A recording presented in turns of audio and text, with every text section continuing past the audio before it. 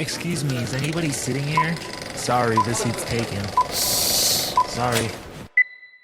Welcome back to the pod where we got another guest host for the second week in a row. Brandon is still out for the week for saving the world because he is a part of the army, so he's doing his due diligence, making sure the country's safe. He's basically Captain America. I didn't even know that, to be honest. Sam Wilson. He's basically Sam Wilson. Yeah, and I'm like the little Mexican Falcon guy now. I'm his Falcon. But to join me, we got one of the early guests of the podcast. I think you were originally supposed to be the first guest. But OG member. You were top 3, but you've been on many times. Everyone, Joey Rivera is back on the podcast. What up, y'all? If I knew how to add in applause, I would do that. I deserve it. Sure. Your hair's grown so much since the last time you've been on here. You're basically looking like Puerto Rican Thor. Yeah. I think we need a before and after. First time I was on here picture, and now. I regret so much about not having pictures in the early days of this podcast for that reason. Because the podcast did start in your basement, basically. Yeah. For maybe like the first half a year. We were recording there all the time. It was a good weekly, time. Not only just my podcast, we had a podcast too. We talked about it all the time that we did. And then, the podcast just has evolved so much. I mean, I miss having guests on all the time. Yep. Don't miss that stress about finding guests and people falling through. But Brandon's a dope guest. I mean, I tell him all the time, like he took a lot of stress off me when he came on this podcast. He's awesome. Mm-hmm. How'd you guys meet? We were in high school. We grew up together, basically. We were never close in the school. Like I was semi in his friend groups because we were in the same class. But he's still tight with his whole friend group from school. Mm-hmm. Like they go out on trips together and everything like that. They go to Nashville. He's living with one of his high school mates right now. Yeah, but and then we kind of fell off after high school, and then I started doing this podcast, and he was excited to come on. Then he came on again, and then I just made the decision. We just talked about like it's just hit a year he's been co-host. Wow, happy anniversary! Thank you. What have you been up to, Joe? You don't go to the movies no more. I don't. It's even before, I guess you were married to kids. You didn't go a whole lot. Yeah, I was never the biggest movie person, but I always come back because just the way it makes you feel, everything. And just like in high school, like I've talked about it before. I don't know if I've talked about it on the podcast, but I kind of had a falling off with media in general. With being in high school, I played several sports and didn't have enough time for it, and kind of found my love again. I got my whole tattoo sleeve with Marvel and DC, and I started to realize that what I loved was the feeling that I got in the theaters, and everybody is just together. You feel like one entity when you watch these superhero movies in theater, and it just brought me back in. It is dope, and I had this debate last time. You saw in a group chat with our friends. Yep. I was heated after this. I needed a drink to calm down after this because Brandon came on the podcast, or another one of our friend group, last week, and he was saying how it's weird and like disrespectful and like annoying how people clap in theaters. Not just clap, cheer and stuff like that. Because I love that shit. I love that shit. I mean, I did post a clip on TikTok and people were defending both sides, and I did see someone brought up the point like it's good for like the early premieres, like where it's like an event thing where you expect stuff like that, but like day one, maybe day 2 even, especially like for Avengers or something like that, you know. But I could see your point. Like after that, like okay, because it would die down. I agree. It's got to be the first day or two, which is why it sucks right now with the baby's age. I would love to go there for a brand new day. I would love to be there because I'm still chasing that high that we got when Tom was first revealed. In Civil War, yeah. When that music hit, you see Brooklyn on the screen. I'm getting chills talking about it. Like, yeah. Even then, like so that cool. and the Andrew Garfield and Tobey Maguire coming in No Way Home, that was a big one. The Avengers Avengers Endgame was a massive one. I don't think we have gotten one that big yet. No. Again, since then. That's what I'm saying. I'm still chasing. There's been a couple ones, like some I could tell where people want to clap, they're just too afraid to. But there's been only a few movies outside of superheroes that I've seen clap for, and the Odyssey was one of them. And I think it deserved it. I think it was awesome. Odyssey was amazing. I haven't seen it yet. You touched on it. I don't go too often to the theaters, and I wanted to save it. I wanted to save it for Spider-Man. He deserves it. He'll always deserve it. Tom Holland's number 1 right now. He's on top of the world, and I would rather go see Spider-Man in theaters. Was Tom Holland your Spider-Man? I still think Toby. I still think so. I'm saying Tom Holland's my Spider-Man. I do have to rewatch all of them, though. I just rewatched all of them, getting ready for this week coming. For those listening, this week's episode is not going to be a brand new movie. We're going to be a throwback movie. We're going to go all the way back to 2002 and talk about Tobey Maguire's Spider-Man. Yep. And when we were talking about movies I want to review, like I don't think I have reviewed this movie. I haven't reviewed a lot of movies superhero movies outside of the ones I've been releasing it during this podcast. And I'm excited to touch on this one because I haven't seen this one in a minute. It holds up. It does hold up, It does. surprisingly. It's timeless. I love it. And I think Tobey's my second Spider-Man, but I think that's mostly because of nostalgia. I think we're splitting hairs too. It's no secret that this is the debate. Yeah. Tobey, Andrew, Tom. But I enjoy them all. There's not a bad tier for me. I enjoy them all for different reasons. The only reason I love Andrew is because of Andrew and Emma Stone. Emma Stone, but the story-wise, plot-wise, villain-wise, I just did not care. Well, we're not comparing the movies. When I made that statement, I'm not comparing the movies. I'm comparing the Spider-Man. Okay. If you could own a Spider-Man suit, which one would you want? Easy. Tobey. Tobey's with the raised webbing? Yep. That was so cool. Do you remember those masks? All the gear that came out. I really respect how it was the same suit for all three movies too. Versus TASM and TASM 2 had a different, because I hated the TASM 1. Like it was mostly blue, the gold eyes. That was just not for me. But I really enjoyed all of Tom's Spider-Man suits. Even like the black one was like flipped inside out. That was pretty dope. His the Night Monkey one, I love that one a lot too. And the Iron Spider suit, that was pretty sick. That's the variations. Like, I feel like if you need to keep on getting those variations, it just says it. Tobey's was the same the whole time. Yeah. That's why it was so... Even the black suit one was pretty sick of his. Yeah, the symbiote one. If I still fit it. I was thinking about wearing chonies on my head just to be Spider-Man when I came in here today. We all did it as kids. We all wanted to be Spider-Man. On my head. You never did it? No. I had my tidy whities on, and I would be Spider-Man with my tidy whities on my head. You were probably like 23 too. Stop it. Stop. I love all the suits very much. Like besides the TASM one, I don't think there's one I really hate. Is there a suit? Because I don't know how big of a comic fan you are. Is there one in the comics that they haven't shown yet that you would love to see? Did they show the Punk one? Spider-Punk in live action? No. There is going to be a Spider-Punk spin-off of the animated movies. But not live one. That'd be interesting. I like to see cosplays of that too. That would be cool. A little edgy. Tom Holland keeps talking about how he wants to be the mentor to the Miles Morales, Spider-Man, whoever, which I'm excited for. If they were to introduce like Miles Morales or Gwen Stacy as Spider-Woman, which one would you rather have? Spider-Gwen. What do you mean? In live action, which one would you rather have first? Spider-Gwen or Miles? Yes. Miles. Easy. Do you have a fan choice? He looks like me, you know? Like a little darker, yeah, but yeah, but he's Puerto Rican. Do you have an actor in mind? I've seen the same person. I'm sure you've seen it all the time. And I hate that. I hate this guy. I hate this guy. It's tough for me to see anybody else but him. What's his name? I don't remember. The kid from Stranger Things somewhere, right? Uh-huh. What was his name in Stranger Things? Lucas. Yeah. I talked about it not too long ago. I hated most of those kids' performances in those shows. He was pretty good. Especially his scene at the end last season where he was crying over his girl's body. Like, that was so bad acting. I thought, come on, dude. And then he's trying to promote himself to be the main pick because he's posting himself doing gymnastics and all that. Yeah. I was like, come on, bro. Come on. Tom Holland, I guess, did that too. Do you have anybody in mind? No, just because I don't know too many young black actors like that. It doesn't even have to be a full black. I mean, he's half Puerto Rican in the movie, which I think that'd be a little bit more challenging to find that one.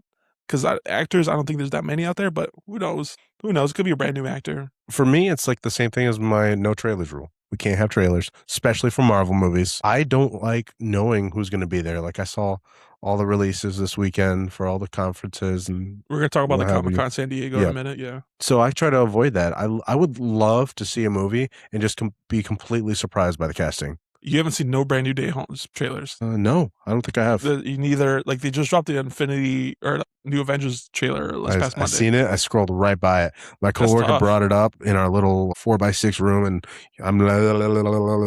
I zone out everything. I'm waiting till December, and I'm going to cry probably. I remember because the Spider-Man trailer took forever to drop. This Brand New Day one, and then it dropped, and we got like 4 so far. I think the one just. Dude, it's to the point, it's not really revealing anything because we still don't even know who the villain is. Yep. I don't say it's revealing too much of the story, but I was like, stop releasing scenes, you know? Like, I want to see this shit. Especially because, I mean, I'm mad because we were just talking about before this. Spider-Man is not being released in IMAX at all, which blows. Is there a reason for that? Yeah, because Odyssey's still in there. They rented out the theaters. They called the theaters for like a couple weeks. Dang. Yeah. Wait, same thing. Is it just for our area or everywhere? Wow. Well, in the U.S. at least. Uh-huh. Same thing with Avengers Doomsday. It's not going to be an IMAX. because What? Dune is getting those, because it's coming the same day as Dune. Yeah. Instead of what they're coming out, it's going to be called Vision Quest? Vision something. They basically made up their own IMAX. There's nothing even special about this, Joey. Like, this is just slapping a sticker on the movie theater. It's like not filmed with specific cameras. Like, I think some of it was filmed with IMAX cameras they said too, but no, you don't expect to see this in theaters. That's kind of disrespectful. It's very crazy. But Marvel's what's even been crazier carrying is the movie like business for years. Odyssey does have a good reasoning to keep it. I agree, because like they've sold out for a couple of weeks in IMAX. So yeah, good for them for doing it. Yeah, I can see them pivoting there. That was a pivot. It was a pivot decision for keeping the Odyssey there since they're already having success. But a projection to block out Marvel on one of their biggest releases in the past decade? Yeah, because of that, that's crazy. I think it's going to be where I'm not going to get that like big reaction we talked about in the theaters, like cheers and stuff like that. Because in my theater, it's a 6 o'clock showing, but it's because it's not IMAX. It's going to be, I would say, twice as many regular theaters, and there's not that many people in my theater right now, so I don't think we're going to get that big reaction. Plus, I'm going with Glenn too, and he's also against me with cheering in the theater, so he can kiss my ass. Yep. Crowd pleaser, Glenn. Yeah, so I mean, I'm excited for this movie either way. I got my ticket for opening day on Thursday, and I'm going again Saturday. And you talked about going Saturday as well. Yeah, we'll go to opening weekend. Can't commit Thursday, but opening weekend. You gonna take your kids? I would like to. Spider-Man? The baby suddenly likes Spider-Man. All of a sudden, like, all right, cool. Like the Disney Plus show, like the Amazing Spider-Man and his friends, or something like that. Netflix I tried so hard to get my niece into it. She is not having that. Man, if I had my own kids, that's all we're gonna be watching, dude. Yeah. I was actually just talking to a friend, my cousin yesterday, about anime. Like, dude, I fell off anime hard, and I know you're in anime heavy, of course. What have you been watching? Like, not just anime, like everything. So much. I just started the X-Men series from the 90s again. Not 97, the original. So I've been catching up on that. And there's several new shows going on right now that I've fallen in love with. A new genre of anime, slice of life.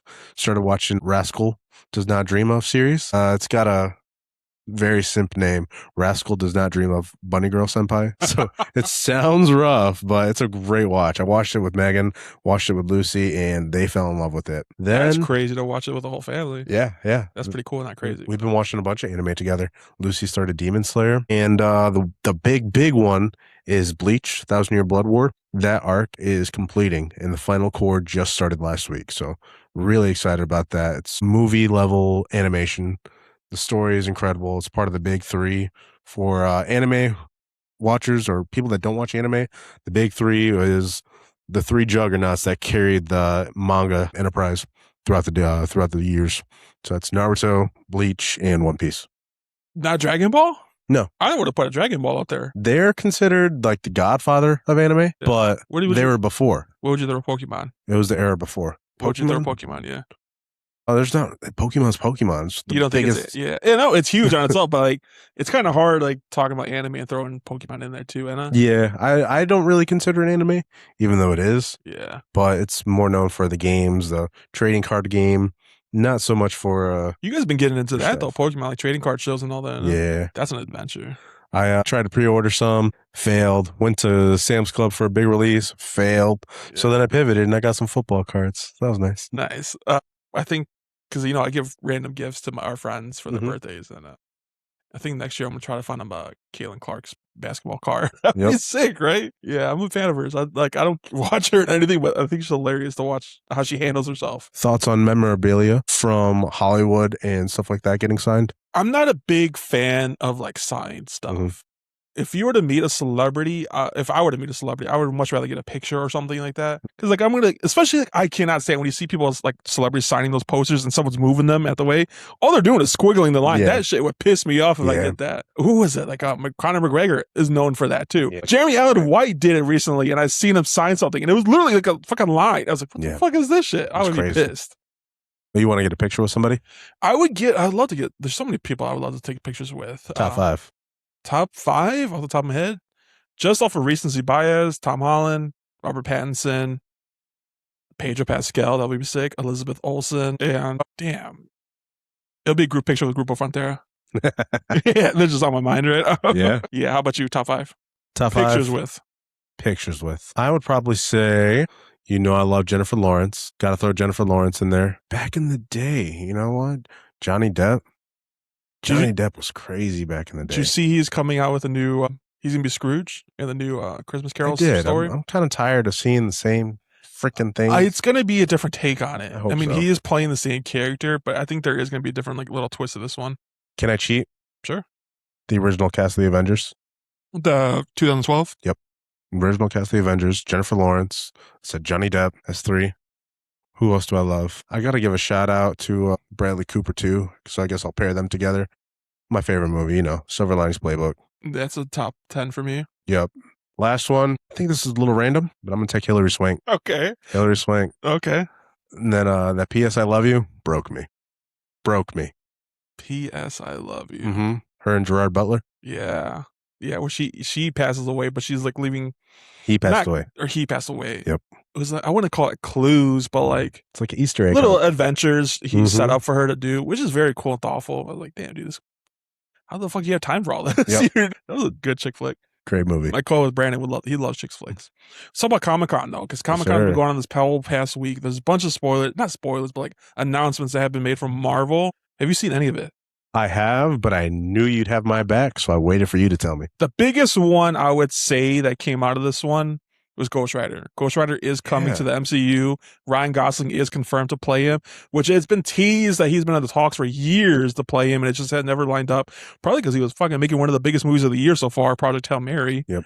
And he's going to be the new Star Wars movie that he's either just finishing or still finishing up filming right now with Sean Levy. They were also at the Comic-Con talking about that movie too. But yeah, Ghost Rider, even though like Ghost Rider is a Ghost Rider in the MCU technically with Agents of S.H.I.E.L.D. show, I don't even know if that show's canon anymore. Yeah. Because, I mean, even though like after the Secret Wars, this whole thing is going to be rebooted anyway. Is it? Supposedly.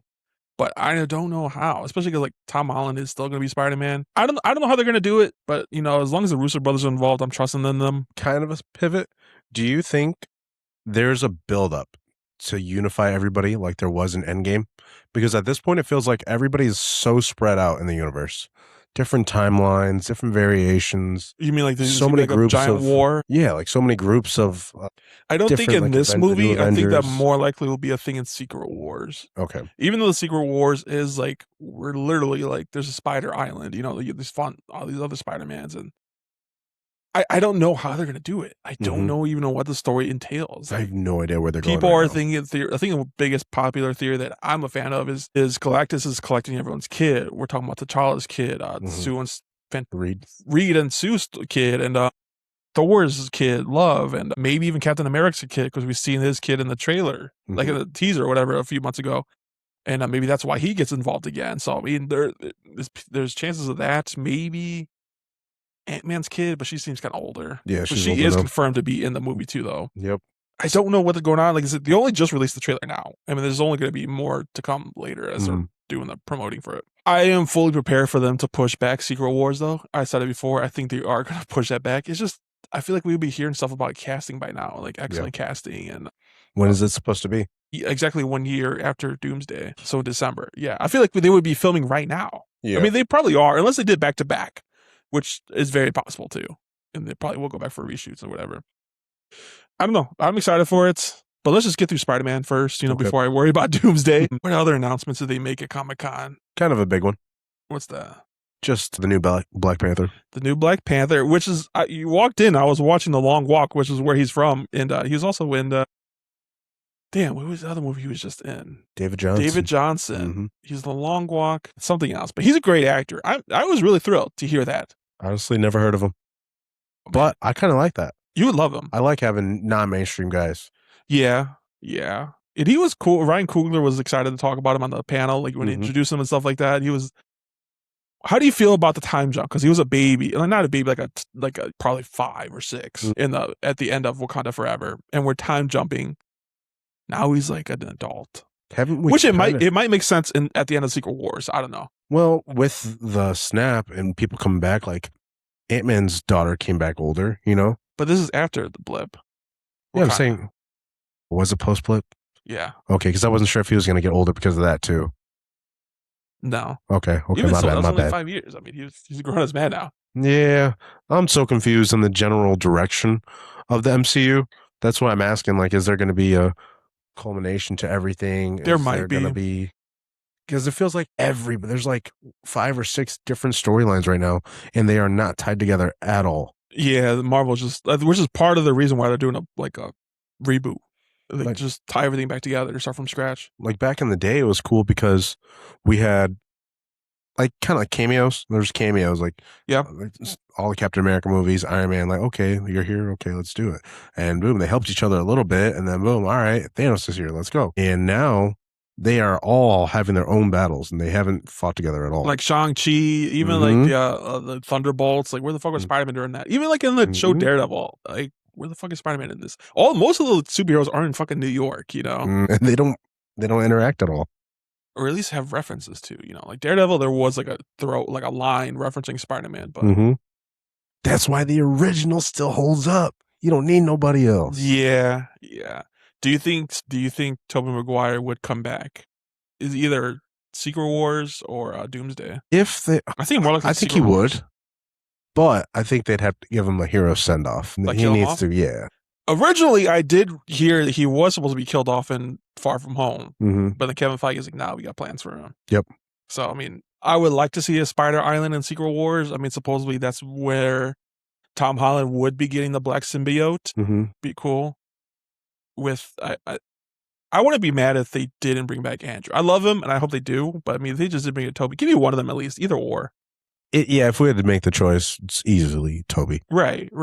Even though I would like to explore Andrews, because not explore his story a little more, because he did talk about he got a darker past, like after his Stacy died. Oh yeah, that's more me wanting to see his world versus him coming to our world. I feel you. Yeah. 2002. How old were you? 2002. 2002. I was 8. What a prime time to be like a Spider-Man fan. Exactly. Dude, like this is like I mean, yeah, you had the X-Men movies released already at this point. Spider-Man was like a different level of marketing back then, dude. Like it was everywhere. Remember the Spider-Man Pop-Tarts? I do. Back then, that was a big deal. Like it was everywhere. Every Cheez-Its, and it was every little thing you could buy at the supermarket. Tobey Maguire Spider-Man. How does that not fuck with your head? Like being that celebrity, like Tobey is like, fuck, I'm everywhere, you know? I mean, he's kind of an asshole now, so I guess it did. I don't think he's an asshole. Well, he's just not an asshole, but like he speaks his mind. He's got no time for the silliness, and he makes it known. He speaks his mind when he's upset. Oh yeah, you're everywhere, dude. That shit would get to you. I would say. I think he's justified in his actions. Too.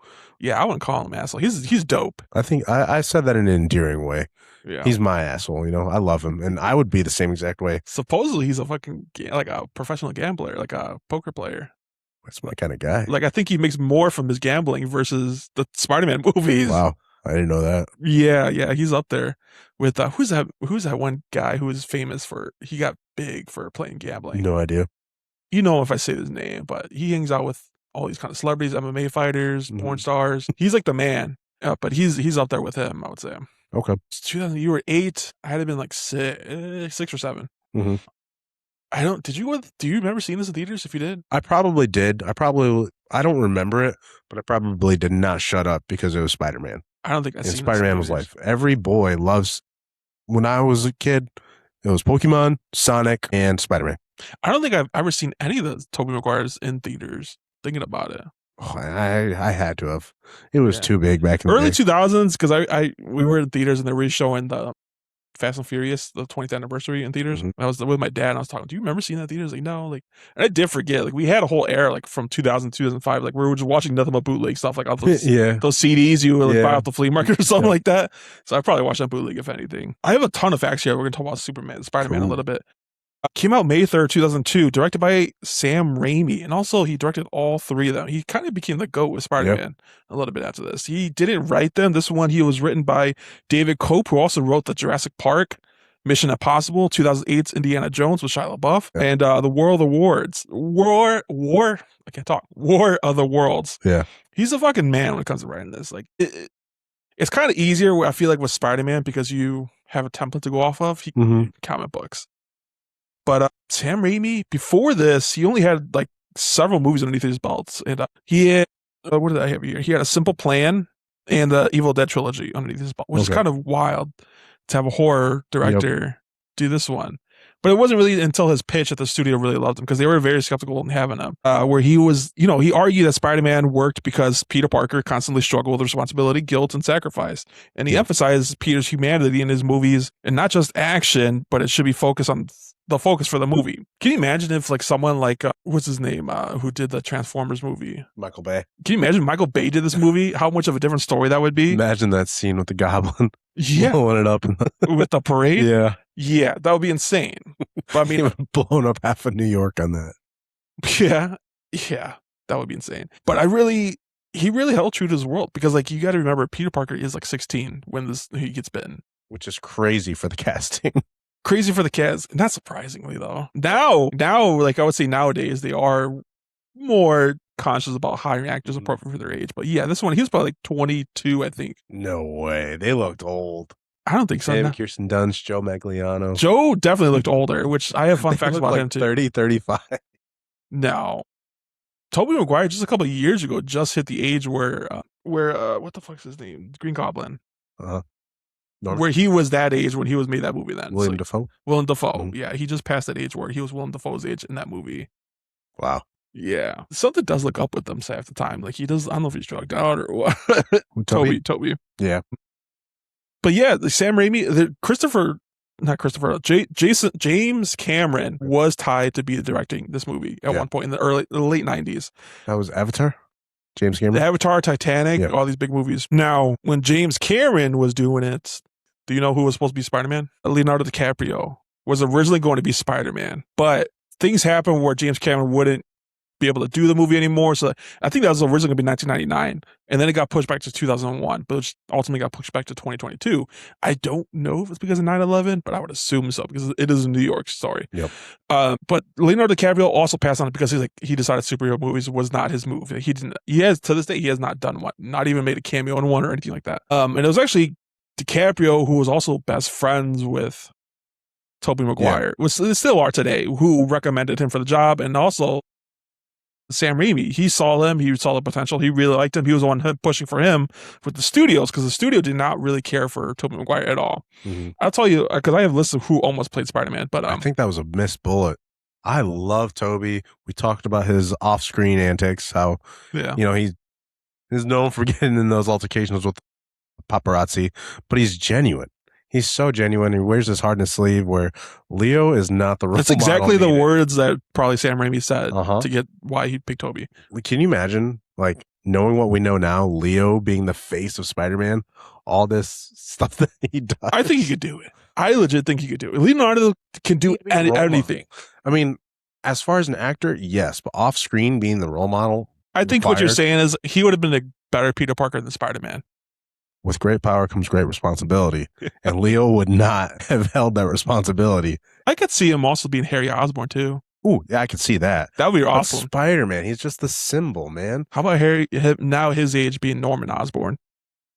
Leo being? Yeah. That'd be kind of tight. That'd be something. That'd be kind of tight. And then him being Green Goblin eventually. I've never really seen him be an active villain, like a menace like that. I broke down Leonardo DiCaprio's movies all the same. Mm-hmm. All the same. Someone who grew up with no money, gets a taste of money, becomes obsessed with money, loses his money. Yep. What movie I'm describing? Like half of his catalog, you know? Yep. Let's get into it. Yeah. You're on Norman. I love it, man. This movie was rated PG-13, which all of the movies are. All the Spider-Man movies are. Yeah. Do you think a rated R Spider-Man could work? There has been like a YouTube version of rated R Spider-Man where it's mostly focused about like his transformation, like a body horror, I would say. I think of all the superheroes available to us, I don't think I'd want to see a rated R Spider-Man. Sure. Stan Lee has been very public and vocal about the reason behind Spider-Man, the reason behind the mask. And I think to maintain Stan Lee's image of him, it needs to be for everybody. It can't be just rated R, because then there's a whole demographic that you're missing, a whole demographic that idolizes him. So I don't think it'd be worth it. Yeah, gore's cool, but like there's so many other movies for that. That's not what this comic book is for. I guess you're right. That's a good point, because I was going to bring up the point of Deadpool. That's a rated R movie. That fucking movie did awesome. Yeah, there's so many that can do it, but Spider-Man doesn't need to. I like that. What else they got here? The budget for this movie was $139 million in 2002. This is probably easily over 200 today's money. Easy. It's one of the biggest movies of that year. And in worldwide gross, $110.9 million. Shocked this movie didn't do $1 billion, but also not shocked at the same time. I think now it's a lot easier for movies to do $1 billion. Yeah. Because Inflation. there's so many different markets. Yeah. Like, I don't know. Here we go. Actors who were almost considered to play Spider-Man. We talked about Leonardo DiCaprio, Heath Ledger, Jude Law, Ewan McGregor, Freddie Prinze Jr., Chris Klein, Wes Bentley, Zach Braff, and Chris O'Donnell are all connected to play him at one point. Or in talks to play him at one point, I should say. Actors who screen tested for him, who actually were almost Spider-Man, James Franco, Scott Speedman, Joe Roden, and Joe I can't say his last name. Magliano? I think. Which I can see why he wasn't big. He's fucking huge. He's like a grown-ass man in this movie. He's a hunk. And James Franco, I think at the time, he was just too cool to play Peter Parker. Yeah. Yeah, which he killed it as Harry Osborn. He's good. He's a great Harry. Who else they got here? Actors who almost played MJ. Yeah. Mary Jane Watson. Kate Hudson. Eliza Dushku. I loved her. Kate Bosworth. Mena Savari. I don't know who that is. Jamie King. Alicia Witt. And Elizabeth Banks, who is in this franchise.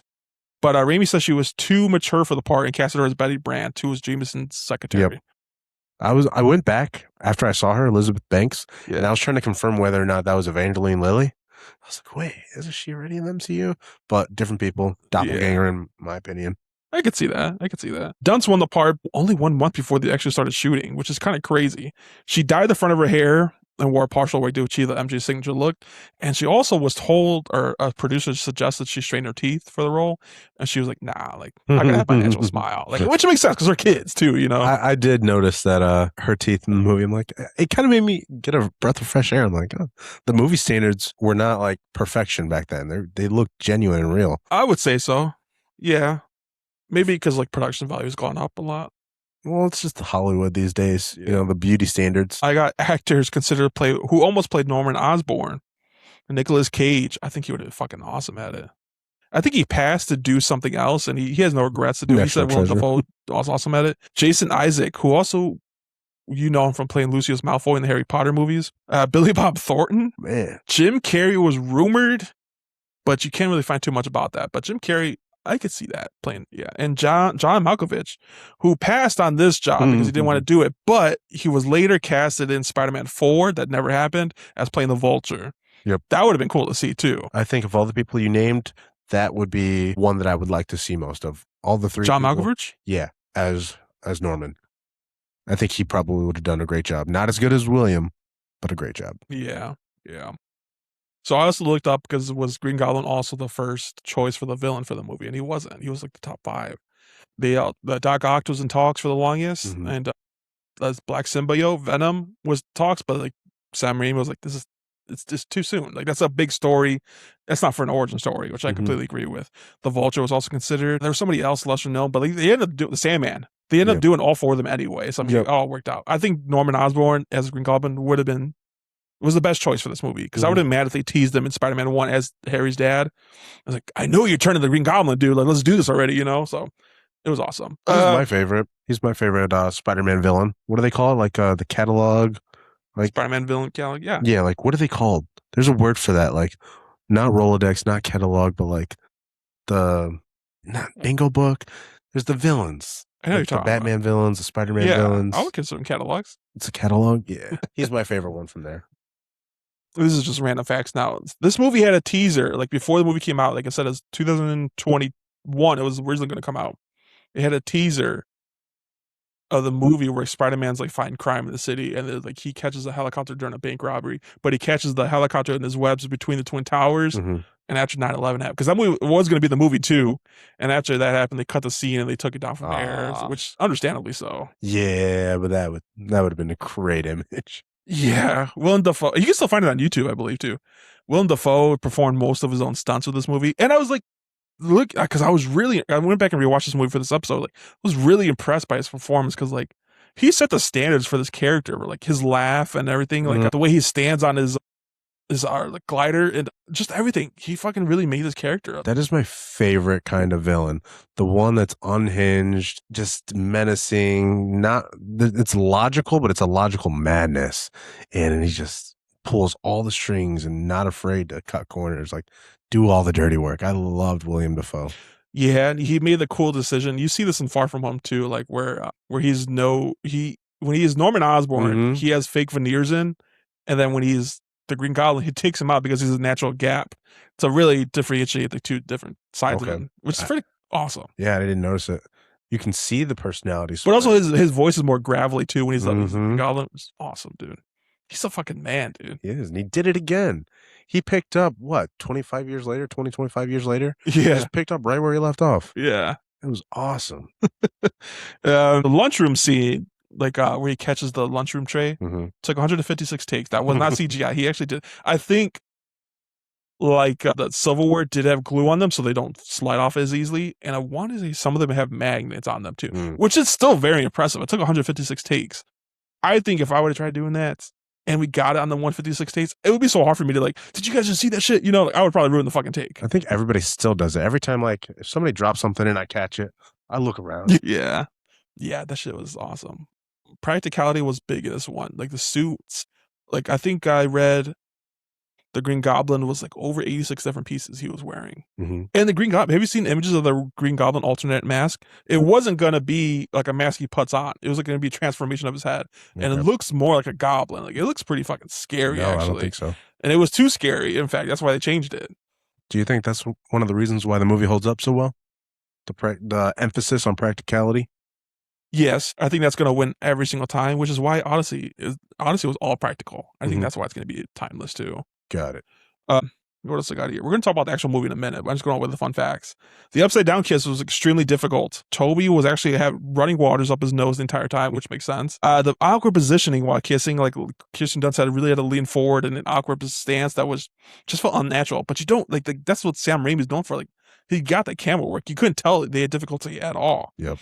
And he logged periods of being upside down. That shit would drive me nuts. Stan Lee cameo in this movie. Yep. Did you catch it? Yep. This is one of the faster ones out of all the movies. Green Goblin's attacking Times Square during the parade, and he's helping a little girl escape, get her out of danger. Spider-Man originally had mechanical web shooters before this. Raimi decided to change it. It was a decision to change because he believed it made more sense for a teenager to have natural develop that the ability that after the spider bite, which is character like 16, like your body's already going through so many different changes, you know, like it was like, can you imagine being Peter Parker and just like, what the fuck is this coming out now, you know? Yeah. Are you excited for the Tom Holland to get natural? That's like about the one thing I've actually seen in the trailers. I just try to go past them quickly. That's not really a big deal for me. I don't think so either, but they are showing homage to Tobey Spider-Man in this one, because like when Tobey first practices swings, he swings and he flies like directly into that sign. I think they are doing something similar to that where he goes up on the rooftop, flies, and he just gets covered in webs. He gets attached up by pigeons, you know.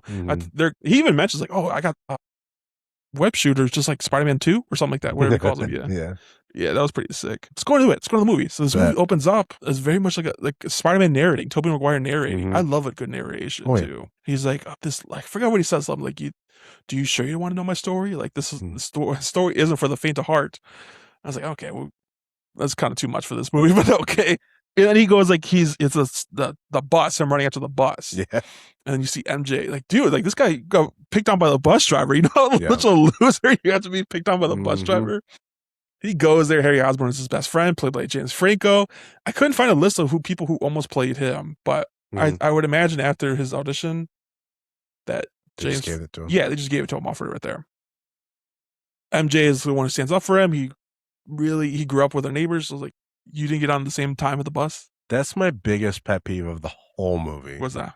You might have you probably noticed it too. He's about to graduate high school. They're graduating high school in this movie, and he's like, "Yeah, you probably don't know me, but we've been neighbors since I was 6." He lives right next door to her. He's staring at her window like a simp. He's like, "Yeah, my name's Peter." Like, you've been there for 12 years and you've never talked to her? Yeah, especially because you see her take out the garbage then later, and like they're out there together. Yeah, that's kind of a crazy thing. You would think they'd be closer because, like, you hear yelling from her house all the time by her Yep. dad, and I was like, hey, you can come chill at my place if you want. Real thin walls. That would have been fucking right there, like So, that like- good inn, like right there, like get close to her. That just didn't make sense to me. So I was like, all right, we got to skip past that part. Yeah. Then he gets to the school scene. He's just a big nerd, picked on everybody, and he goes on a field trip where he gets bitten by the spider by Oscorp. They still have yet to reveal like how Tom Holland got his Spider-Man powers. Obviously, he was bit by a spider, but where that spider came, we don't know. We might get answers in this movie. They said. Okay. Where do you like to? I mean, do you think Tony Stark did it in his experience? I hope not. I hope that it was something like just not Tony, just an accident. I want it more to be an accident, not from the Avenger, not from his mentor. Yeah. So he gets bit by it. I love the transformation of this one too. Mhm. Like, so part of the reason Tobey Maguire got this role is because his screen test was so done well. Now, most of the people who screen tested this wore like a blue leotard. And Toby was not fucking with this. He's like, I just can't move like I want to. So he takes it off. Like he takes off his, and he was only wearing the pants. So you really, and it's in a dark alleyway. You can find this on YouTube. It's a dark alleyway, and he's fighting against 6 like goons, like six bad guys. And it's just dark shadow. You can really see his muscle definition in this, like the one light in there. That's really what won him over for having this kind of role. I was going to ask about that. In his transition after he's bitten, they show him with the shirt off, and he's just like a frail, skinny dude. And then after the next day when he wakes up, he's got muscle. He's kind of jacked. I was wondering if that was like, there's effects there, or I would imagine did he that's work effects out? there because like when he actually does a transformation, you see him grab a blanket over him. So I'm assuming that's like to cover his actual physique right there too. Mhm. So they didn't have to do more CG on it. But yeah, because they did it like he's take off his shirt when he gets, after he gets bitten, like he gets tired, like but you only see him from the neck up. Yeah. And like you kind of see his like was it triceps right here? Traps. Right there, like kind of big right there. But then he falls down, puts a blanket over him. You don't really see him until he wakes up. Can you imagine being like a 16-year-old kid, fucking waking up with abs and shit? Yeah, exactly. My dream. That would be sick. That would be sick. He was basically Captain America. It was awesome. Yeah.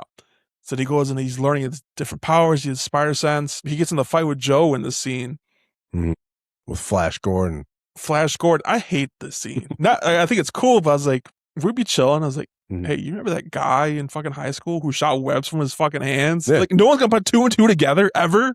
Like, he shot webs at this lunch tray by accident, and he flings it at Flash Gordon. Yep. And then he runs in this whole big fight scene. But I was like, that should bother me. Like, how no one's gonna remember that. And then he gets into this fight, and then he also does, during the fight, he does a double black backflip. Yeah. And no one thinks this is weird. Yeah, especially from Peter Parker. He's a senior in high school. No one thinks this nerd who no one ever heard of has his crazy abilities. I don't know. That's the beauty of comic book movies. It doesn't always have to make sense. Yeah, you write it out because that did not make sense at all. But I like the fact that Joe was in this movie playing the character Flash. He was a good one. He was a good bully. Which makes it hard to believe that we got our new Flash Gordon for this Tom Holland ones. You know, like this skinny little nerd kid. Yeah. But I guess that's more traditional for bullies. Cyber bully. Yeah. That kind of build. Yeah. So from there, he's learning these abilities. He also, I'm cutting over a lot of stuff, but yeah, most people do know this stuff. J. Jonah Jameson's in this movie, played by J.K. Simmons. Iconic, dude. Like, he was so good, they had to bring him back again. And I was reading about, I listened to a podcast with him not too long ago. He really got this role because he knew Sam Raimi from their previous movie. Yeah. And there really was no base of what they wanted the character to be like. And that's J.K. Simmons, really just made the character up on the spot right there. The chaotic, you want to Spider-Man. Dude, his hair, his voice, the mustache, he played it off sick, dude. The quick wits, the freaking comebacks, the demand, the presence. He just knew what he wanted, he got it. That was like a flex of power. In the movie about power and responsibility, that was a different form. He was talking about on the podcast, like he was a big meme back then, like Spider-Man or whatever. He was a big meme, but he's played so many iconic characters. Like he loves all these memes too, like Spider-Man, and like he's the voice of Invincible, Omni-Man. He loves all that. Imagine if he was as jacked as he is now back then. Dude, he is now. That's what I'm saying. Playing Jameson. He says he's not in the new Brand New Day movie, but at this point, I don't believe no one believes anybody when they say they're not in the movie, but. Because he says he's never met Tom Holland in real life, which I believe that because they never have scenes together, really. Fucking amazing. His role in this movie was iconic. You get Betty Branch in this movie, who is also in the Spider-Man Tom Holland universe. Betty Brant was cool in this though, like the franchise. I like their like this is the one where they first meet Peter Parker and Betty, and then like to go all the way to Spider-Man 3 where he's like flirting with her. I like her small role, but she's memorable. Yeah, and that's really up to Elizabeth Banks. Was it Elizabeth Banks? I said yes. She's awesome. I would say J. Jonah Jameson was my second favorite character in the whole movie. Really? Okay, that's pretty big. Yeah, I loved him. The only thing I don't like about this movie is the pacing. Like, timeline wise. Because, like, the movie starts off with them on a field trip in high school. They're graduating high school. They're roommates and living in college. He's looking for jobs. I was like, this is like 2 years max between this. I feel like I didn't like that. Give me more of it's just him in high school, which I think they learned about that. Yep. That's why they did it for Tom Holland. I can see that. Yeah. Something else that kind of about pacing, but was the cutscenes, like the transitions. Something that I didn't like watching it previously was I felt like everything was like split. Like it was a hard stop, then you pick up somewhere else completely different. And I was like, well, that's not smooth at all. It's just a transition.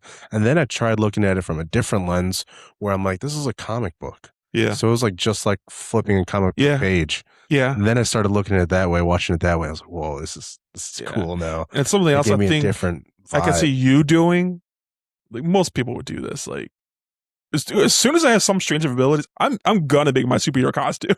You see him sketching it out. It's like got different variations. It's so relatable. Yeah. And he makes. I wish he would have like shown like how he made it because like there's no way this high school kid made this, but it was cool how he did that. Like I watched a documentary. I remember years ago, like how they did the suit, decisions about the suits, like how they made it and stuff like that. It was very cool. I think later in the movie, it was all one piece. Like they didn't want no seams at all. But then, like in the later, like second movie and third movie, they added where he could take off the mask now, which is very cool. Let's go to his wrestling days now because actually he has this. The first thing I'm going to do is whoop some ass for money. That's going to be my biggest thing. And then he goes like, I'm gonna do this wrestling match. It was this iconic scene where Bonesaw's in there. He's played by a real wrestler. And the announcer for this, have you heard a conspiracy about this one? I can't remember his name, but he's in all of Sam Raimi movies. And he's on all of the trilogy. The actor is not the same character. The announcer who gives him the name Spider-Man is rumored to be Mysterio. Because he shows up there. I forgot who he was in the second one, but the third one, when he's about to propose to MJ, he was the one who seats them, like the one who judges the ring size and everything like that. It's the same actor. And that's why people are thinking it's Mysterio, like plotting like behind the scenes and everything like that, which would have been cool. I think Mysterio was going to be a character in Spider-Man 4, like as a quick montage of him stopping him. But I like the little detail. Like it's not confirmed, but it's also just fun to have. Oh yeah.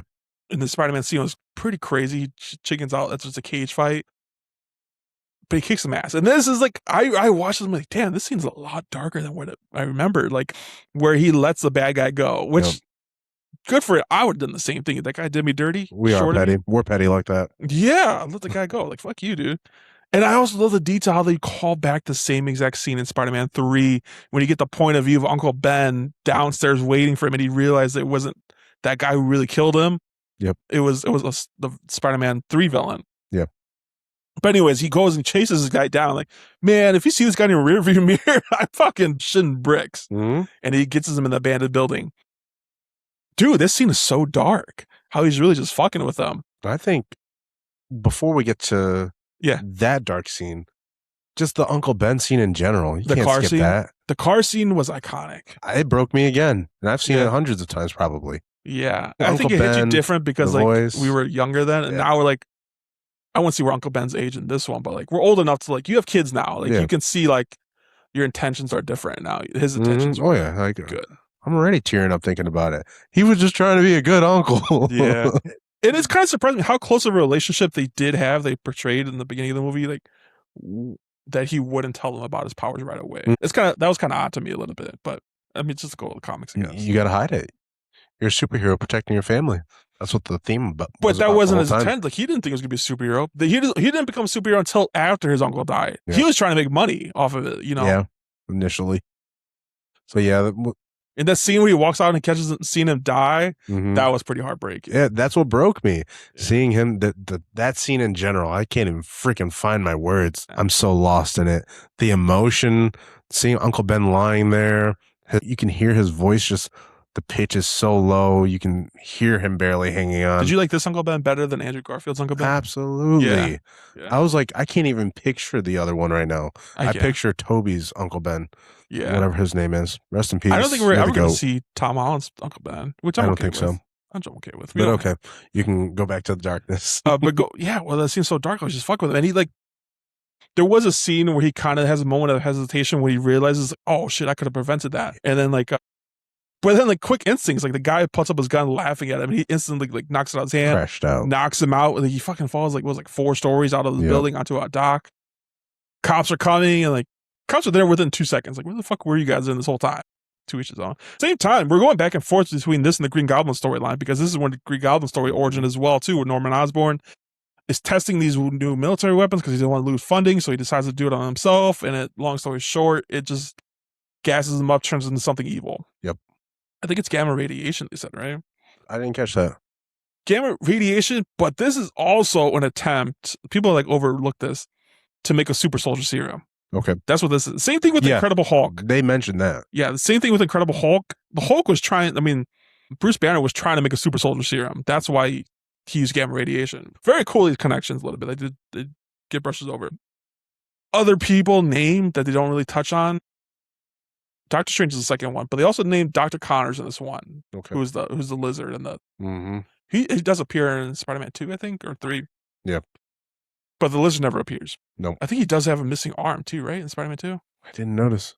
I want to say he does. I could be wrong. But Dr. Connors was mentioned in the year. Eddie Brock was named in the year, but he was never seen. Yep. I like how they just touch on a broader Spider-Verse than it really was. Wolverine, Hugh Jackman Wolverine was supposed to make a cameo in this one originally. How were they going to make that work? So let's go back a little bit. How I mentioned, what was his name? James Cameron was going to be directing this movie. Part of the dispute why he left, it's when Sony just acquired the rights and they really couldn't see eye to eye with his vision. So, it's a whole big thing with Sony having the rights there, not giving it back to Marvel. And now that they're doing it, there are heavy speculations of how they can use them and when to use them. But this one, it was X-Men was owned by Fox, Spider-Man was owned by Sony. Yep. It was all lined up. He was going to be in it. Hugh Jackman was in New York at the time, so it was set up perfectly. It was going to be a quick, I don't even think they spoke to each other. Either you just see him real quick or reference to him or something. Maybe they did speak. No one really knows for sure. But he was going to be in this movie, but the disputes between the rights came up for a couple times. But also, I think even if that didn't, they probably were going to film it and just have it on YouTube or something like that. But the suit that he wore in X-Men, the first X-Men movie, went missing. Yep. And I think I read stories that someone stole it. So he couldn't have that. But I was like, you don't need a suit for Wolverine. Just fucking do his hair, you know, and just have him in the background. Whatever. The Punisher was also in Spider-Man 3. Yep. Or he was supposed to be. I don't know if you heard about that. There was a Punisher movie in the early 2000s. And there was going to be a montage of MJ running through Central Park in her wedding dress, and you're going to see Frank Castle there just walking by, because that's the same park that his family got killed at. Yep. That got cut out. So it was cool, which is why I'm mostly excited for the reboot, because you can get all these references now. You can get all these people coming in, even if you don't speak to them. I'm excited for you. What a time to be a fucking nerd. It is. That's what I'm saying.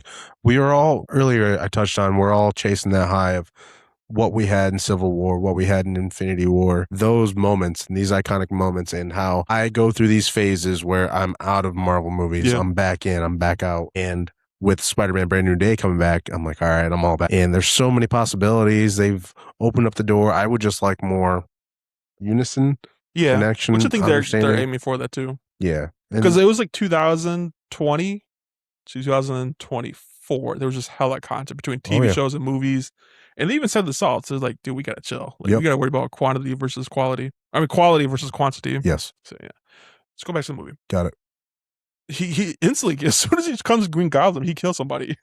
Instantly. Yeah. So then he has the dark side. And then you see him wake up in his apartment where his son, Harry, catches him sleeping. Doesn't even remember what he did last night. No. Doesn't even, he blacked out. And he was genuinely surprised. And they're like, hey, this doctor's dead. Yeah. What do you mean? And the suit's gone. He's like, what the fuck, dude? I was just there. What happened? He's a professional gaslighter. Yeah. So then, fast forward, they graduated and now Harry and Spider-Man are living together. Not Spider-Man, Toby or Peter are living together. He runs an MJ. She's this part, he was such a fucking nerd. I forgot to go back. He's such a simp, man. When he is your performance as Cinderella was breathtaking. I cried like a baby. I was like, that was first grade. I was like, He was the biggest simp. yeah.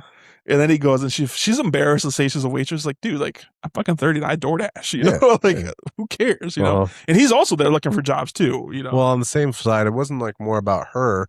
Yeah. She was afraid of Harry being upset. Yeah. It's beneath her. What a bad friend too.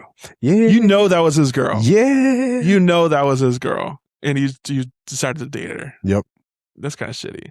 And he was kind of a bad friend too, because he's like, all right, I won't tell Harry. And she's like, hey, don't tell him about this. And then that's his best friend. He's trying to get in still.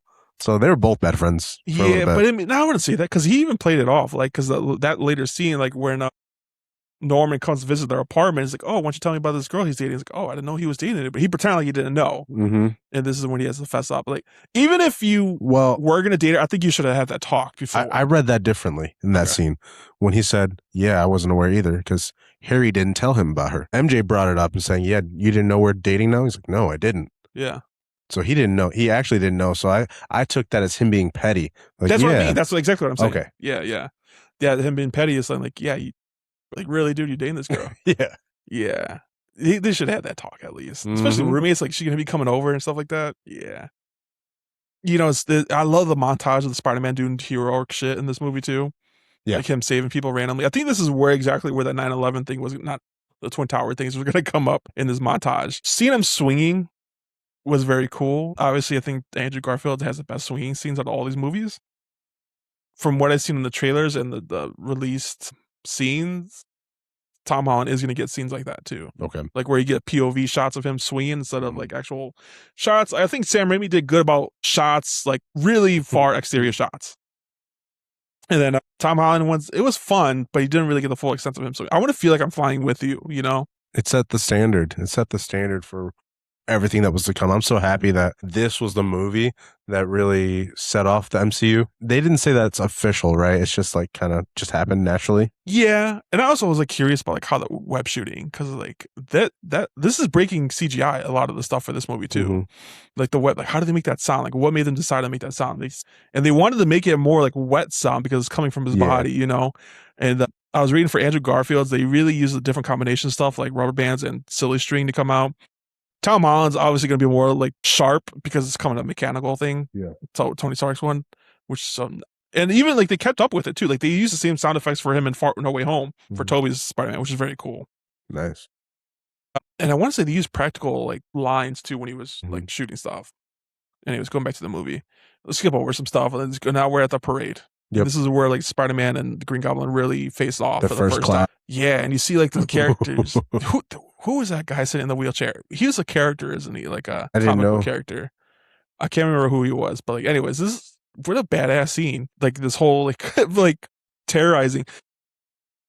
I think Green Goblin is a true villain.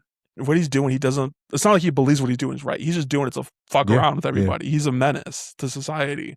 That's what I'm saying. That's my favorite kind. Yeah. At least Doc Ock thought he was changing the world with his machine, and Sandman really just wanted to go home, like be back to normal. So I don't know. He's trying to take care of his daughter. Yeah. And this guy, he just fucking up shit. Yeah, you couldn't trust him. You couldn't trust him. He was just mad and petty. He's like, all right, I'm going to blow everything up. Yeah. I think he really took Norman Osborn's emotions and just leaned into the anger and humility even more and like fucked them. Kill him. Yeah. So that was a pretty crazy scene. This is like obviously where we get Stan Lee's scene, and like I like how they like the scenes with Tobey jumping from balloon to balloon. Very cool. That was cool. That was really cool. There's a scene also where he saves people from the building on fire. You have an intense showdown between them two where he does the iconic scene where he's dodging the was it green pumpkin bombs with their blades. Very cool. Dude, that was the scariest part of the movie for me. Yeah. Especially as a kid. The jump scare? Yeah. Oh yeah, as an 8-year-old kid, seeing that scream, oh my gosh, he's hiding. And is this where he wakes up on the top of the bridge and they have that talk? Yes. Yeah, like, before that. You want to squat up, you know? Before he gasses him, he's hiding under he thinks he's saving an old lady, and then he screams, it's just his face. That was pretty terrifying. So scary. Yeah. He does all that, and then he had the team-up. It very reminded me a lot of like the Daredevil Punisher season 1 or season 2, like on the Netflix series, where they had a conversation like, hey, like we could squat up and like be something big, or you can be a bitch and just not want to. Yep. Yeah. But he did give him the option. But that was like, I picture Willem Dafoe really improvising another one because he's all posted, leaned up on the wall and everything like that. He's slow. Yeah. It's all casual. It was so good, man. Yeah. That's why he's my favorite. Yeah. So I said J. Jonah Jameson's my second favorite. Green Goblin was so freaking good and had so many levels to him when he was Norman, when he was Green Goblin. Green Goblin was the most unserious, chaotic, mischief-having villain maybe we've seen total. Which is kind of wild because we also have Venom too. Mm-hmm. Yeah. It's just Venom is... I'm talking about Tom Hardy's Venom. I should say. Venom, yeah. Tom Hardy. It's like he's the alien entity. This one's just there. Like, yeah. I don't know how to explain it. How would you explain it? I feel like something separates him from everybody else. Almost in the Joker kind of way. It's Willem Dafoe. Yeah. That's why he really made it. I mean, his acting, his smile, his voice change, his laugh, his iconic laugh in this one. I think Jim Carrey could have done it. Do you think he's in your top 3 for villains? Spider-Man villains? Total. All these superhero movies. All the Marvel movies. For me, yes. Absolutely. It's him, Loki. Do I have Thanos up there? That's kind of hard. Maybe Magneto. Yeah. Magneto. He's not in the MCU Loki, yet, though, right? Well, he's going to be the new one. He will be. Yeah. All those movies are canon now. Yeah. Yeah. I would say so. Him, Loki. Yeah, I guess Willem Dafoe is canon to that because he was in those movies. Yep. Yeah. But yeah, Willem Dafoe, Magneto, and Loki for sure. For sure. Got you. Yeah. What about you? Top 3. I'm not going to put Magneto up there. I think for what he represented, Thanos, William Dafoe, and probably Loki too, which feels like a cop-out though. Feels like a cop-out because, he switched sides. But when he was the villain, yeah, everybody loved him. Yeah. So what else did he do in this movie? We keep on straying away as the villain. I mean, he made him give Sophie's choice, like save your girl or save this bus full of kids. Mm-hmm. That shit was crazy. Like even the shot with him, like seeing both of them in his lens, like reflecting off his lens, great shot. And it really makes you think, like, damn, what do I do too? Like it really makes you think because especially you have kids. Oh my God. Versus saving this bus full, like let's say 30 kids versus your own family. I don't even want to make you answer because that shit's almost impossible. But he does it. He's the man. He fucking saves them both. And he knew he was serious too because he already went after Aunt May. Yeah. Oh, we skipped one of my favorite parts, Rob. We skipped one of my favorite parts. So Spider-Man. They went through. We went through their first battle. He dodges the pumpkin bombs. Yeah. He gets cut. Yeah. Then the reveal. Thanksgiving comes. The reveal when you see that he figured it out. Both of them figured it out at the same time. Uh-huh. That was pretty intense. That was 20 years ago. You kind of see that again in Homecoming. Exactly. Yeah. So what I wanted to talk about is what was the better I found out, that or Homecoming. They were so good, both of them. It's hard. Michael Keaton is such a good actor too. It's so because I watched that not too long ago. I was like, this scene between that scene, them finding out, and then that car scene, that car ride, that was so fucking good. But I remember like in the seeing Homecoming in theaters, that was a big reaction when he opens the door. I don't know which is better. Damn, that's hard. Yeah, but that one realized. But then like. It was instantly like, okay, I got you. I'm going after Aunt May now. That was the very next scene of her bringing her in the house. As she's praying and she makes him finish, he makes her finish the prayer. Diabolical. And he crashed out leaving, saying that he was what did he call her? Mary Jane. He's like, leave that bitch at home or whatever he said. He's diabolical. He calls him at the hospital. Uh-huh. He's like, can the Spider-Man come out? One of the most iconic lines. Yes. Yeah. And he does it again in Far From Home. But yeah, he was dope. And then he had that showdown. Like I said, where like he captures Mary Jane. Yep. How mad, like you save the girl, you save MJ, and she's still calling her your best friend. She's not calling you. Hey, buddy. There was a scene. He goes, I want to come buy you something. I'm going to buy you something. Just make you feel better. He's like, no. Yeah. And she's like, what do you mean he's incredible? He's cheese and he loves that shit. Yeah. Yeah. Harry was so jealous. What do you mean incredible? Yeah, that was funny. Hey, what do you think Mary Jane's workout plan was? Because when Peter caught her from falling down, he catches the bus. Green Goblin's still messing with them, still trying to make it hard, but still playing with them. he hits them, and she's getting whipped around. I'm like, bro. I'm sure some of that was CGI though. Duh. Yeah. But she's getting whipped around. She Yeah. still holds on somehow. I Yeah. was like, that's crazy, bro. Did you know for Spider-Man 2, between Spider-Man 1 and Spider-Man 2, Tobey Maguire fell off a horse? Something that happened with the fall off. He broke his back, and he almost didn't come back for Spider-Man 2. He almost was recasted. What? Did you know Jake Gyllenhaal was almost Spider-Man in Spider-Man 2? That would have been insane. It would have been cool. I don't think he would have did a bad Spider-Man, but the fact that it was a cast change, like from 1 to 2, that would have pissed me off. Yeah. Yeah, but if he was like Spider-Man 1, that would have been a different story. Yeah. I don't think it would have held up as good. Toby's a fucking man, though. He pulled that shit through, you know? And then from there, what happens after this? He saves them both. He ends up saving them both, and they have an epic showdown. And there's like abandoned construction, I would say. Not abandoned construction, like newly construction where you... Man, this is the scene where I imagine that the Green Goblin was snapped into Tom Holland's reality. What do you mean?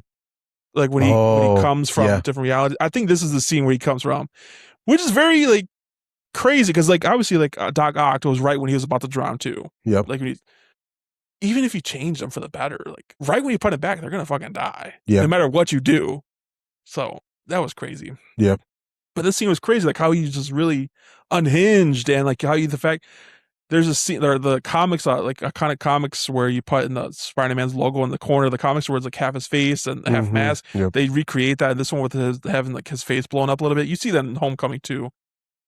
But you see like half his face ripped off, and it's kind of like face to face, like with because I think his mask is knocked off too, right? Nope. Well, seeing not him until the end. Yeah, that's what I'm talking about. At the end, like they're face to face because he's like, Peter, don't tell Harry. Like, Yeah. That shit was kind of heartbreaking. Don't tell Harry. You see him web this giant wall falling on him. That was pretty crazy. Like these hits were massive. Mm-hmm. I think I want to say he does throw punches in this one because I remember in the Homecoming, it was a big deal.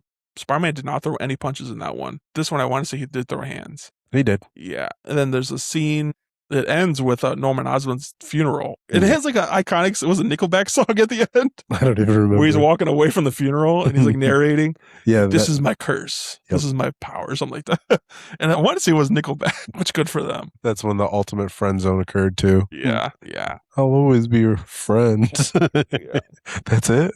And there's so many potentials. Like I did consider us doing all three of them, but there's just too much to talk about all three of them. Oh yeah. But I really love the fact that we got three of them, and Tobey Maguire was the man. And this whole cast, I don't think I would change one thing about it. Even the story, it's timeless, like I said, it holds up, and most of it do with practical stuff. Like, didn't rely on technology, didn't rely like on cell phones that we needed or stuff like that because it wasn't popular back then. Didn't revolve around pop culture references at the time. Nope. It was just its own story, and it was incredible. What would you rate this movie 1 out of 10? I gotta give it an 8. It's not my favorite movie of all time, but damn, does it hold up. It does everything that a comic book movie is supposed to be about. It does it. I feel like it doesn't glorify the wrong things. It has iconic punchlines, iconic characters, unforgettable characters. But everybody knows with great power comes great responsibility. It rings in your head over and over again. I talked about last episode too, like what makes a good movie for you. Like if you walk out the theater feeling anything, like, yeah, I definitely feel inspired after this movie. Not inspired enough to like, if I see someone getting fucking the shit beat out of them on the side of the road, I'm gonna pull over and stop them. Like, damn, that sucks. You know, I feel something. It does give you hope though. Gives you hope that you can be something. You can be whatever you want to be. We touched on it a little bit. Stan Lee's vision for Spider-Man, that anybody can be a hero. Anybody can be that guy behind the mask. Yeah. I think he does say that monologue in the Miles Morales movie, right? Something like that, yeah. Yeah. So for me, 8. The fact that I think I can remember his cameo in the third one, but I can't remember the second one. Do you remember? No, I got to rewatch them. Yeah. I wanted to focus on this one. Yeah, which I'm probably going to, after this, I'm probably going to go back and rewatch those other I need to. I'll watch it with the babies. Has your kids seen this Spider-Man yet? No, not this one. Yeah, it's time now. It's time. What do you hope to see in Spider-Man Brand New Day? Brand New Day. I do got a game for us. Don't let me forget. I do got a game for us too. I don't want the reunion to be dragged out. I want them to start where they left off immediately. You talking about like from everyone, like all from like MJ and Ned? Yes. MJ, Ned, and Peter Parker. Yep. I hate to say this out loud. This is a hot take. If they just don't bring back those characters. Neither? Neither. Maybe MJ, but like, I He get it. They needs were very that important to his life. Mhm. But there's so many other, like, maybe this is a chance to introduce Harry. Yeah. Or something like that. That would be awesome. Yeah. Transition from Ned to Harry. Because there's also, you haven't seen the trailer, but I don't think it's Hobgoblin. I don't see that happening anytime soon. They also tease them into having magical abilities too in Far From Home or No Way Home that they just did nothing with. They might, because this is the first time I've seen Ned. I actually would have loved to see Ned make cameos in other projects too. That'd be fun. That'll be just randomly, you know? Like an Ant-Man. Yeah. Hey, so this guy? Yeah. Did you see One Bad Out Another? Yes. Did you know He was was supposed to be in that movie? The guy who plays Ned? He was in that movie. No, he wasn't. And I'm talking about One Bad Out Another with Leonardo DiCaprio. Okay. I'm thinking of Batista and Jason Momoa. Yeah, but have you seen that movie, One Bad Out Another? I did watch it. He was supposed to be in that movie, and he would have been so good in it with his character. He was supposed. Remember when Leonardo DiCaprio calls and he can't remember the password? Yeah, and the guy goes, "I'm sorry, I can't give you the password." He was supposed to be that guy. He would have been fucking amazing at that, but I think it would have been too funny. Yeah, but it was awesome. He's awesome. He's a funny guy. Yeah, so there's a meme going around with him everyone calling the CEO sex that he's just started leaning into now. Yep. That's a great movie. Before we get going, because Avengers Doomsday is coming out, all these superheroes are coming out. So I have a game for us too. We're going to be doing who would win this fight. I have a bucket full of names here that we're going to pull out. It's a cool bucket. It's a Spider-Man popcorn bucket. Not Spider-Man. It's a Fantastic Four popcorn bucket. I'm going to begin the Spider-Man one, hopefully. I like one too. If you see another one, cop it. I got you. So all these names, we're going to pull out these buckets. You're going to pick one. I'm going to pick one. We have to decide who's going to win this fight and why. But the catch is these characters have to be from their their movie. From their movie. But I'm giving us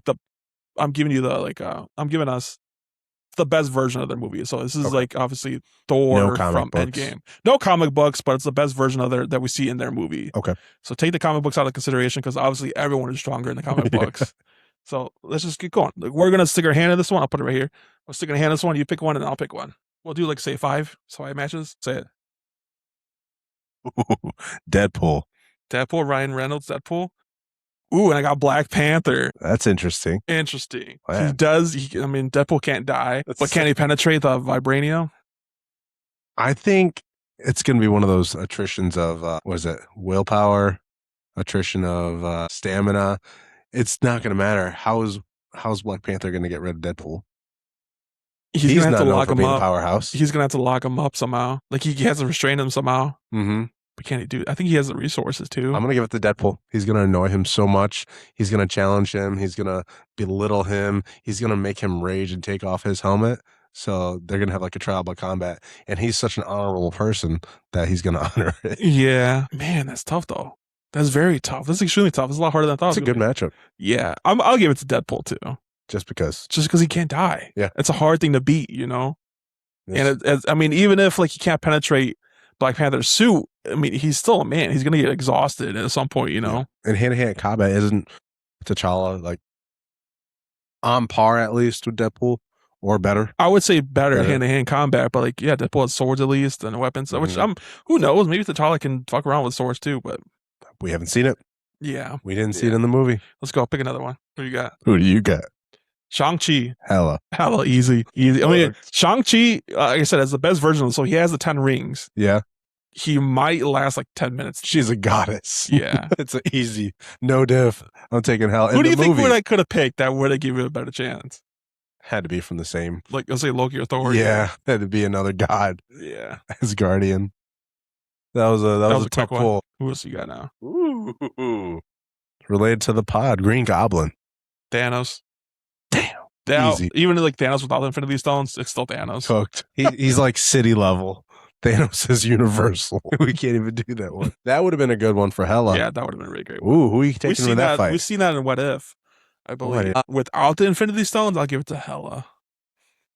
This is so cool. She made her little horns come out.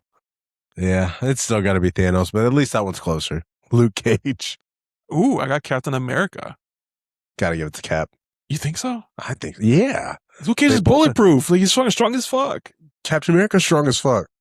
And he's got a shield. I would Cage say win. Cap is better hand-to-hand combat. Yeah. Luke is more of just a brawler, untrained. So it's like, Yeah. how is he He's going a to keep hired up with hand. them? Yeah.